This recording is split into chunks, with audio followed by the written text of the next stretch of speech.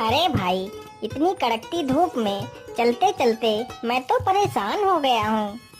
अरे हाँ भाई, धूप तो बहुत जोर की है और इस रेगिस्तान में तो कहीं पानी भी नहीं है। मुझे तो बहुत जोर की प्यास लगी है। अरे भाई, चलते रहो, हो सकता है हमें कहीं ना कहीं पानी पीने को मिल ही जाए। उन तीनों को चलते चलते शाम हो जाती है।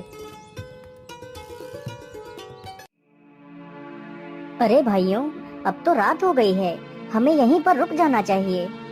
तुम ठीक कहते हो मित्र, हमें यहीं पर रुक जाना चाहिए।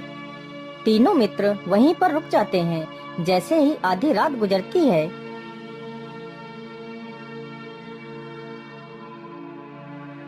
अरे मित्र, उधर तो देखो, वहाँ पर कोई वस्तु चमक रही है। चलो चलकर देखते हैं। अरे हाँ हाँ, मुझे लगता है या तो कोई चमकदार वस्तु ही है।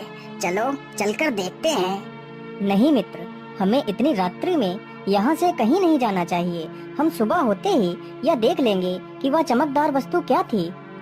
अरे मित्र, तुम इतना डर क्यों रहे हो? हम तो तीन हैं, तो हमें डरने की आवश्यकता नहीं है। चलो हम लोग चलकर देखते हैं।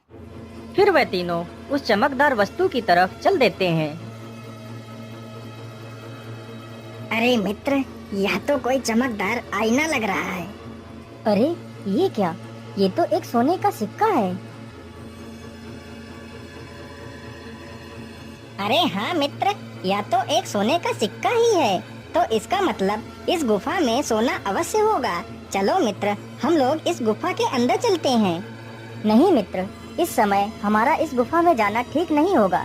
हम सुबह जाएंगे इस गुफा में। अगर तुम चाहो तो यह सिक्का तुम रख सकते हो। तेज प्रताप उन दोनों को अंदर जाने से रोकता है, लेकिन वह दोनों बहुत ही लालची थे। फिर वह तीनों वापस लौट आते हैं।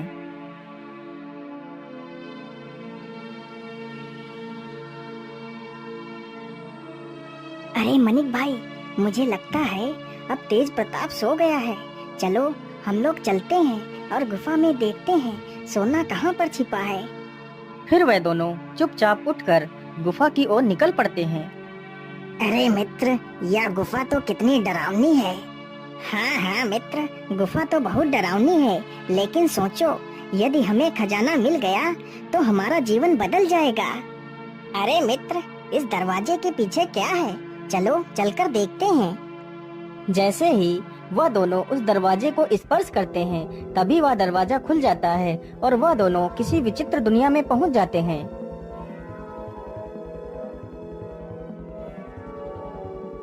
कौन हो तुम दोनों? कहीं तुम दोनों पृथ्वी लोक से तो नहीं आए हो? हाँ हाँ, हम लोग पृथ्वी लोक से ही आए हैं, लेकिन तुम लोग कौन हो और ये कौन सी दुनिया है? हम दोनों इस राज्य के सैनिक हैं। चलो हमारे महाराज के पास चलो।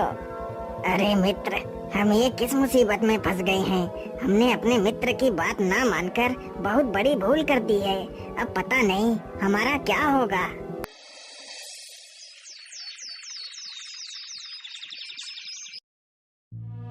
अरे ये दोनों कहाँ गए? कहीं वह दोनों गुफा में तो नहीं चले गए? चलो चलकर देखता हूँ।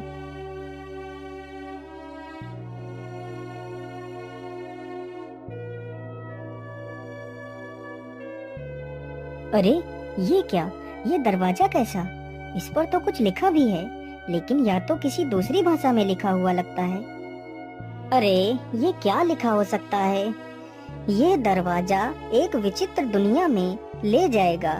यदि आपने राजा की मांग पूरी की तो राजा आपको धन धान्य से भर देगा। अरे आखिर उस राजा की मांग क्या हो सकती है? चलो चलकर देखता हूँ, कहीं मेरे दोनों मित्र उसी राजा के पास तो नहीं फंसे हुए हैं।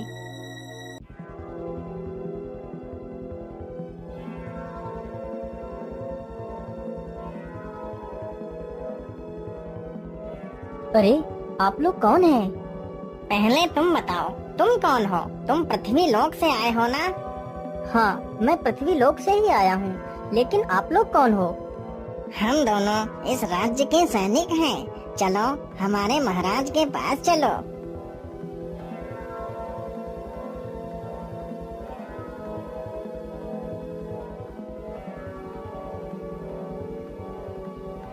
कौन हो तुम और यहाँ क्यों आए हो?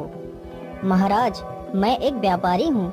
मैं अपने 2 मित्रों के साथ यहाँ से गुजर रहा था, तभी मेरे 2 मित्र आपकी इस विचित्र दुनिया में आ गए हैं। मैं उन्हें ही ढूंढने के लिए आया हूँ महाराज। हाँ हाँ, तुम्हारे दोनों मित्र हमारे पास बंदी हैं, लेकिन वह दोनों दिल के बहुत ही दुष्ट तथा लालची हैं। यहाँ तुम आ तो अपनी मर्जी से सकते हो, लेकिन अपनी मर्जी से जा नहीं सकते। जब तक तुम लोग मुझे इस श्राप से मुक्त नहीं कराओगे, तब तक यहाँ से कोई नहीं जा सकता। लेकिन महाराज, आपको ये श्राप किसने दिया था? ये श्राप मुझे एक ऋषि ने दिया था। यह बात उन दिनों की है जब मैं एक बहुत ही क्रूर तथा घमंडी किस्म का राजा था। लेकिन महाराज, हम कहाँ जाएंगे? इस राज्य को छोड़कर हम कहाँ जा सकते हैं महाराज?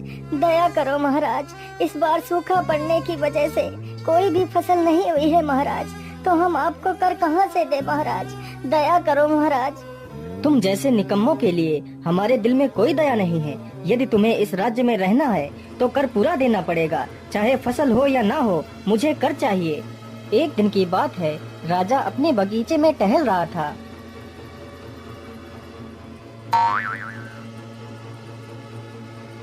अरे, यह फल हमें किसने मारा है? किसकी इतनी हिम्मत हो गई कि वह मुझे यह जूठा फल फेंक कर मारे? अच्छा, तो तू एक उद्दंड बंदर है। तेरी इतनी हिम्मत, रुक अभी तुझे मजा चखाता हूँ।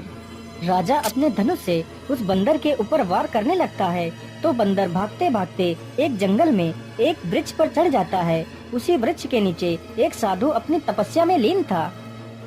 तभी राजा ने उस बंदर के ऊपर तीर से वार कर दिया तो बंदर घायल होकर जमीन पर गिरता है। अरे, ये कैसा शोर है?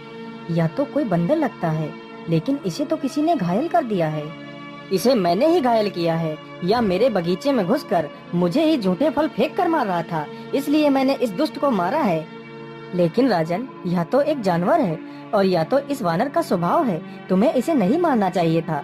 तुमने इसे मारकर बहुत बड़ा पाप किया है।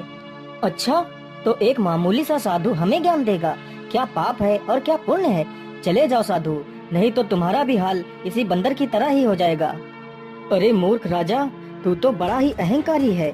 इस मासूम को मारकर तुझे इसका कोई आभास नहीं। मैं तुझे श्राप देता हूँ, जिस अहंकारी मुख से तू इतने कटु वचन बोल रहा है, तेरा यह मुंह वानर का हो जाएगा और तू और तेरा राजमहल एक विचित्र दुनिया में खो जाएंगे। क्षमा महात्मन, क्षमा, मुझे क्षमा कर दीजिए महात्मन, मुझसे बहुत बड़ी भूल हो गई। मैं अपने राजस्व में आकर बहुत अहंकारी और बहुत ही क्रूर हो गया था, परंतु मुझे माफ कर दीजिए। मेरी भूल का आभास हो चुका है। मुझे इस वानर वाले सिर से मुक्त कर दीजिए बाबा। अब मैं जीवन में कोई पाप नहीं करूँगा। हे अभिमानी राजा, मैं अपना श्राप वापस नहीं ले सकता, लेकिन जिस दिन कोई पृथ्वी लोक का नेक दिल इंसान तेरी इस विचित्र दुनिया में आकर तुझे स्पर्श करेगा तो तेरा ये श्राप टूट जाएगा और तू वापस अपने वास्तविक रूप में आ जाएगा।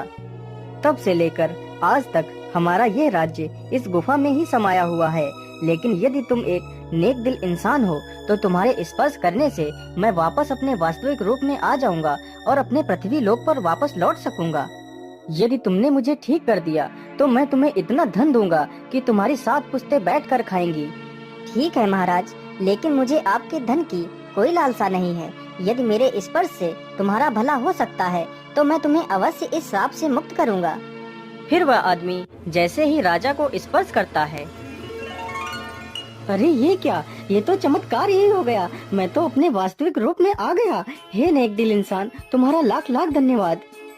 फिर उस राजा का पूरा राजमहल वापस पृथ्वी लोक पर आ जाता है। फिर वह तीनों मित्र बहुत सारा धन लेकर वहां से वापस अपने राज्य की ओर लौट जाते